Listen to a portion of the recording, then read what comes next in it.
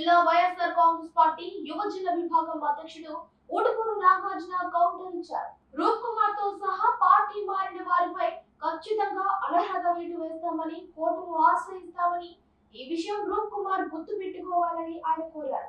నెల్లూరులో నాగార్జున మీడియా సమావేశం ఏర్పాటు చేశారు. మన 3వ తారీఖున డిప్యూటీ మేయర్ ఎలక్షన్ జరిగిన తీరును బట్టి నిన్నటి రోజున మా పార్టీ జిల్లా అధ్యక్షులు శ్రీ కాకాని గోవర్ధన్ రెడ్డి గారు ఆ పార్టీ కార్పొరేషన్ ఎలక్షన్ జరిగిన ఎలక్షన్ తీరుని చట్టపరంగా ఏ విధంగా జరిగింది అనే ఒక చట్టంతో ఆయన తెలిసిన రాజ్యాంగం ఏ విధంగా వీళ్ళు అపహాస్యం చేశారనే దాన్ని క్లియర్గా నిన్నటి రోజున వివరిస్తూ ఒక ప్రెస్ మీట్ ఏర్పాటు చేయడం జరిగింది.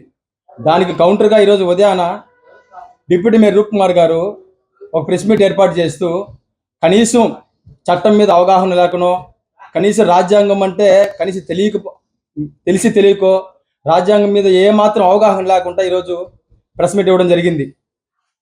నేను ఈరోజు ఆయనకు ఒకటే చెప్తా ఉన్నా, విప్పు లేదు, ఏమీ లేదు, విప్పు ధిక్కరణ ఏమి చేయలేదు అని మాట్లాడుతున్న ఈ రూప్ కుమార్ గారికి నేను మీడియా ముఖంగా సూటిగా ఒకటే అడుగుతా ఉన్నా, మీకు తెలిసిన ఏ రాజ్యాంగం ప్రకారం, రాజ్యాంగంలో ఏ చట్టం ప్రకారము ఒక పార్టీలో గెలిచిన వ్యక్తి మరొక పార్టీలోకి పోయేటప్పుడు రాజీనామా చేయకుండా పోయి ప్రజలు ఇచ్చిన తీర్పుని అగౌరవపరుస్తూ వాళ్ళ యొక్క స్వార్థ ప్రయోజనాల కోసం వాళ్ళకి ఇచ్చిన పదవిని ఉపయోగించుకోవచ్చు అని చెప్పి ఏ రాజ్యాంగం మీకు చెప్పిందో కనీసం మీకు అట్లాంటి రాజ్యాంగం ఏదైనా ఉంటే మీ దగ్గర ఏదైనా అమెండ్మెంట్ ఉన్నా కానీ చూపించండి.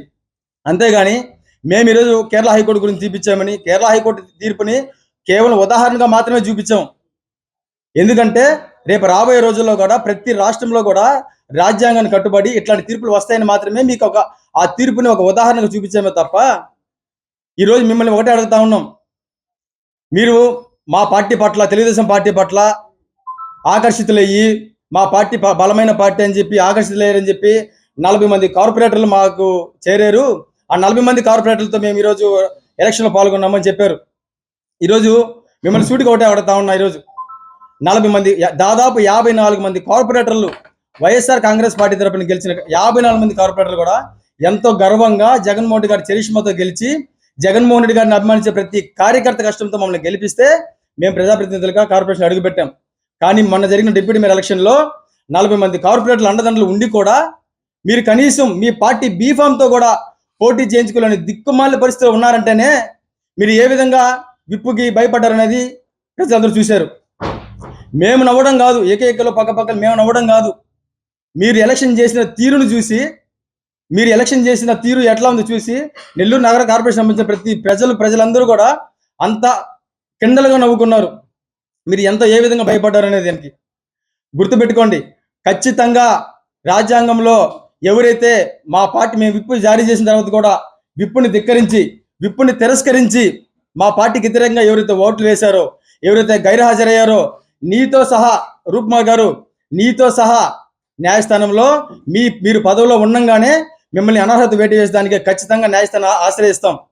నిన్నటి రోజున ఆ చర్యలో భాగం నిన్నటి రోజు జేసీ గారికి రిప్రజెంటేషన్ జరిగింది. మాకు తొందరలోనే అధికారుల మీద నమ్మకం ఉంది, మాకు అనుకూలంగా న్యాయస్థానం మీద గౌరవంతో మాకు ఒక న్యాయపరమైన చర్యలు జరిగితే నమ్ముతున్నాం. ఒకవేళ అది కుదరకపోతే న్యాయస్థానానికి మేము వెళ్తాం. న్యాయస్థానంలో కానీ మీరు చెప్పినట్టే కానీ ఈ 2/3 1/3 కానీ జరిగితే అప్పుడు మేము గమనుంటాం. కానీ ఖచ్చితంగా ఏ పార్టీ మీద అయితే మీరు గెలిచి, ఏ పార్టీకి అయితే వెన్నుపోటు పొడిచి విప్పు ధిక్కరించి పోయారో ఖచ్చితంగా మీరు పార్టీ పదవుల్లో ఉండంగానే మీ మీద అనర్హత వేటు వేసేదానికి నీతో సహా రూప్ కుమార్ గారు, నీతో సహా అనర్హత వేటేసేదానికి ఖచ్చితంగా న్యాయస్థానం ఆశ్రయించి, ఒక పక్క న్యాయస్థానంలో మీపైన అనర్హత వేటు వేసేదానికి, మరొక పక్క ప్రజా తీర్పుని అగౌరవపరుచుతూ మీరు చేసిన మీ స్వార్థ ప్రయోజనం కోసం మీరు తీసిన తీర్పును కూడా ప్రజా కోర్టులో మిమ్మల్ని దోషులుగా నిలబెట్టడానికి మేము ఖచ్చితంగా ప్రయత్నం చేస్తామని తెలియజేస్తున్నాం. ఇకపోతే మా ఎమ్మెల్సీ గారి గురించి మాట్లాడతారు మీరు ప్రతిసారి. ఎమ్మెల్సీ గారు మీరు ఎట్లా గెలిచారో, ఏ విధంగా గెలిచారో, మీ గెలుపు ఎట్లా ఉండిందో మాకు చెప్తానంటారు.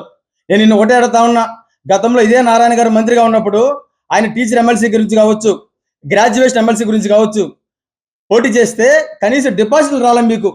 అట్లాంటిది మొట్టమొదటిసారి పోటీ చేసి వైఎస్ఆర్ కాంగ్రెస్ పార్టీ తరఫున పోటీ చేసి ఒక చరిత్ర సృష్టించినటువంటి వ్యక్తి పర్వతిరెడ్డి చంద్రశేఖర్ రెడ్డి గారు. అలాంటి నాయకుడి గురించి మీరు మా ఎట్లా గెలిచారు, ఏ విధంగా గెలిచారో అని మీరు హాస్యంగా మాట్లాడుతూ ఉన్నారు. గుర్తుపెట్టుకోండి.